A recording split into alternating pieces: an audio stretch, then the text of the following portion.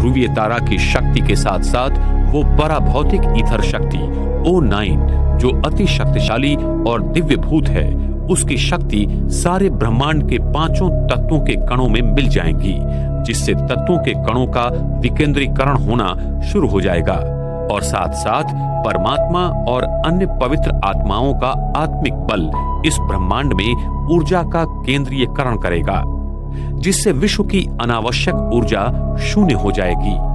और थर्मोडायनेमिक सिद्धांत के दूसरे नियमानुसार विश्व में ऊर्जा का केंद्रीयकरण बाहरी शक्ति से होगा, जिससे ये सारा ब्रह्मांड ईथर शक्ति के द्वारा पुनः रीसेट हो जाएगा। ये अति शक्तिशाली ईथर O9 ईश्वर का अपना पारसमणि है, जो अति सूक्ष्म दैव भूमि के संरचना के द्वारा सारे तत्वों को शुद्ध रूप में लाता है। प्रकृति का हर भौतिक कण अपनी पूर्ण ऊर्जा स्वरूप में आ जाएगा। प्रकृति के इस तमो प्रधान से सतो प्रधान अवस्था के परिवर्तन को हम विनाश के रूप में देखेंगे, लेकिन वास्तव में ये विनाश नहीं है, ये स्वर्णिम सृष्टि की संरचना का उदय है। मनुष्य आत्माओं की पवित्रता इस ब्रह्मांड की ग्रेविटी को नियंत्रित करती है। ये सत्य सारी दुनिया को मानना पड़ेगा। वर्तमान समय में ब्रह्मांड का ध्रुवीय तारा, जिसमें ईथर शक्ति O9 भरी हुई है, वो एक स्ट्रिंग की तरह इस धरती की ओर आ रहा है और उसके साथ साथ परमात्मा की सर्वोच्च पराशक्ति भी आ रही है, जिसके कारण सारा विश्व एक वैश्विक मोड़ लेगा और इस सृष्टि चक्र में पुनः नए स्वर्णिम युग का शुभारंभ होगा। ईथर शक्ति प्रकृति के पांचों तत्वों एवं प्राणी मात्राओं का और परमात्मा की पराशक्ति मनुष्य आत्माओं का संपूर्ण शुद्धिकरण कर उन्हें पूरी तरह से परिवर्तित कर देगी। इसलिए इन दोनों शक्तियों को लाने वाले ध्रुवीय तारा को परमात्मा का पारसमणि कहते हैं, जो सारे विश्व को संपूर्णतः परिवर्तन कर नए सतयुगी सृष्टि का निर्माण करता है। ध्रुवीय तारा धरती के नजदीक आकर फिर अपने पूर्व स्थान पर चला जाएगा, जिसे इसी समय सारा संसार प्लैनेट एक्स एवं निब्रू के रूप में चर्चा कर रहा है। वो भी पृथ्वी के नजदीक से आकर चला जाएगा। ध्रुवीय तारा के अपने स्थान पर जाने के बाद सारे ब्रह्मांड का विस्तारीकरण रुक जाएगा और साथ साथ केंद्रीय गुरुत्वीय बल शून्य हो जाएगा और ब्रह्मांड फिर अपने पहले के स्थान में आ जाएगा। सारी आकाश गंगाएं, तारे, सूर्य, चंद्र आदि पृथ्वी पर सतयुग में जैसे घूमते थे वैसे ही घूमना शुरू कर देंगे। प्रकाश की गति धीमी होने के कारण पृथ्वी के दोनों ध्रुवों पर भेजे गए सारे उपग्रह नजर आने लगेंगे। जी तथा विराट ब्रह्मांड की ये क्रिया अति विशाल और अद्भुत गोपनीय है, जिसे आज तक कोई नहीं जान पाया। ये सारे सत्य हमें आने वाले समय में प्रत्यक्ष मिलेंगे। माउंट आबू, सृष्टि परिवर्तन की प्रक्रिया का स्थान।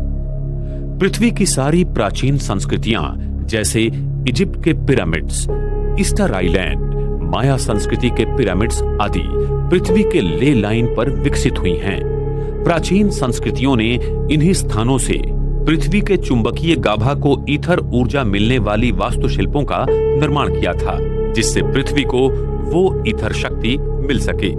अगर इन्हीं स्थानों को एक रेखा से जोड़ा जाए तो उस पर माउंट आबू, ये भारत का स्थान अरावली पर्वत में आता है।